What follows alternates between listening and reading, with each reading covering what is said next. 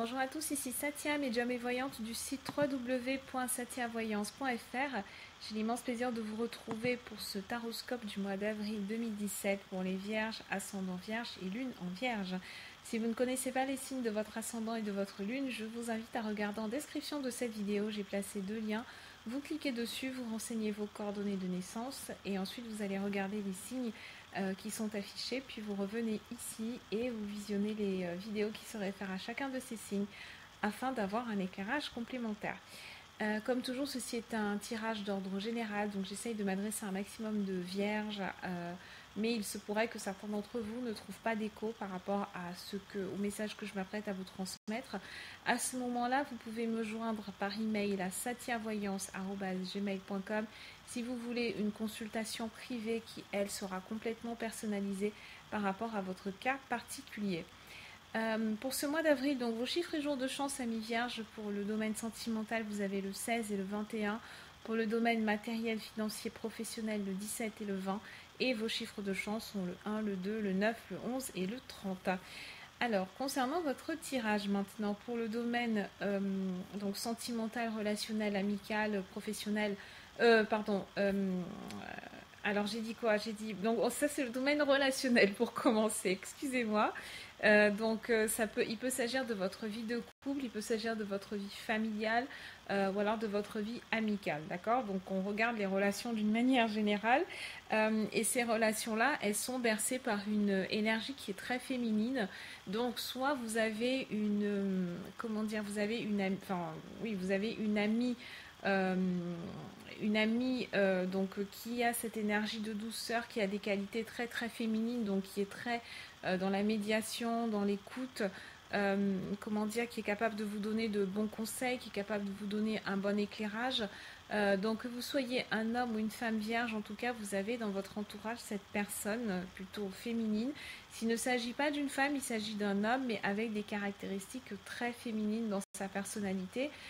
C'est généralement la personne vers qui on se tourne quand on a un conflit avec un autre intervenant et qu'il faut un médiateur entre les deux. Il faut quelqu'un pour écouter une version, l'autre, et puis après essayer de trouver un compromis, essayer de trouver un juste équilibre. Donc il y a cette personne qui est là. Sinon, si vous n'avez pas cette personne dans votre entourage, ou peut-être que vous l'avez aussi, hein, l'un n'empêche pas l'autre, avec la roue de poisson, on a de nouvelles personnes encore qui viennent se rajouter. Donc, si vous avez envie de rencontrer de nouvelles personnes, vous avez envie de refaire votre sphère amicale, votre sphère de nouer de nouveaux contacts, etc., ça va pouvoir se faire par le biais d'une autre femme.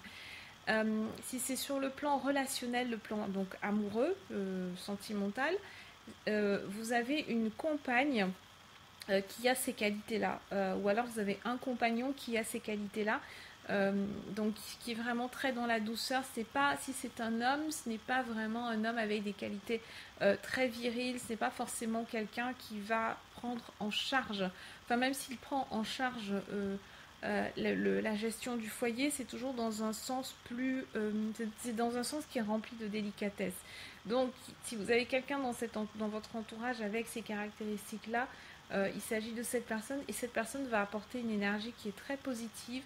La roue de poisson, c'est ça, c'est un changement qui se fait, mais un changement qui est vraiment dans la douceur, un changement qui est beaucoup dans la créativité. Si cette dame de trèfle ne représente pas une personne, elle signifie une énergie qui est là et c'est l'énergie du changement. Et généralement, quand on a le féminin est très lié, le féminin dans le foyer est très lié à l'intérieur. Donc ça peut être l'intérieur du foyer, ça peut être refaire votre décoration, ça peut être aménager une pièce pour vous ou alors pour votre partenaire ou pour les enfants.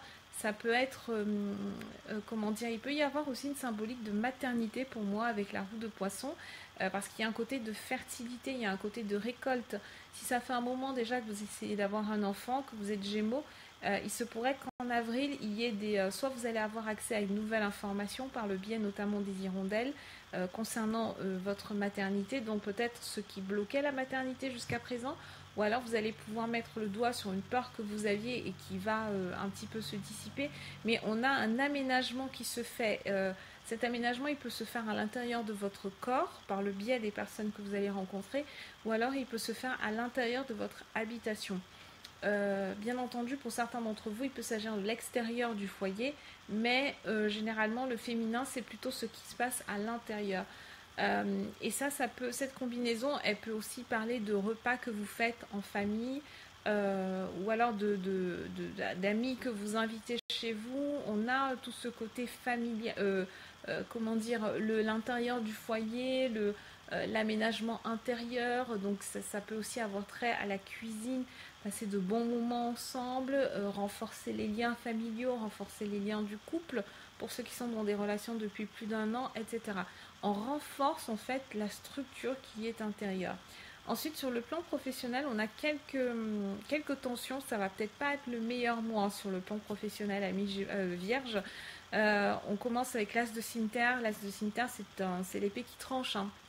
Donc il y a vraiment un conflit qui risque d'éloigner deux personnes. On n'est plus du tout dans le compromis, on n'est plus du tout dans l'échange. L'échange est rompu, la communication va être rompue pour certains Gémeaux. Peut-être un licenciement, peut-être une démission, peut-être une situation de harcèlement aussi, parce qu'il y a cette carte de la maladie. La maladie, ça peut être une maladie morale, ça peut être aussi une maladie physique, ça dépend vraiment de votre cas de figure. Mais sur le plan professionnel, c'est pas forcément le meilleur mois pour vous, amis vierges. Donc il faudra trouver des aménagements nécessaires pour passer au-dessus. Notamment peut-être investir dans votre vie personnelle, revoir vos objectifs de vie personnelle pour oublier un petit peu le côté professionnel sur lequel il va y avoir pas mal de tensions. Si vous cherchez un travail, ça va être un petit peu tendu ce mois-ci. Il faudra retourner vers vos amis, votre famille, tous les gens en fait qui vous soutiennent moralement, parce que ça va être un passage un peu difficile à négocier. Vous n'allez pas forcément trouver un job ce mois-ci, ou alors si des contrats devaient être signés, ça va être reporté, etc. Les hirondelles, il y a quand même une communication qui se fait, mais cette carte dans le domaine professionnel est accompagnée de deux autres cartes de mauvais augure, hein. Combinées en plus, ça va être un petit peu tendu. Donc prenez le temps nécessaire pour passer du temps en famille, passer du temps aménager votre intérieur, inviter des gens chez vous, essayez de ne pas rester seul en fait, hein. Évitez toutes les situations où vous allez rester là, broyer du noir, vous sentir isolé. Vous isoler encore plus vous-même, etc. C'est vraiment pas le mois pour ça, il faut aller vers l'extérieur.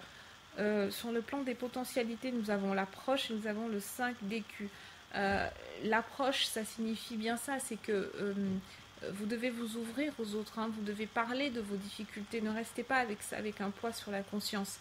Au contraire, les gens sont très très sympas avec vous, ils sont très ouverts, vous avez des personnages qui sont dans l'écoute, hein, qui peuvent vous aider, et avec le 5 d'écus, on vous soutient quand même financièrement, donc l'un dans l'autre, vous vous en sortez.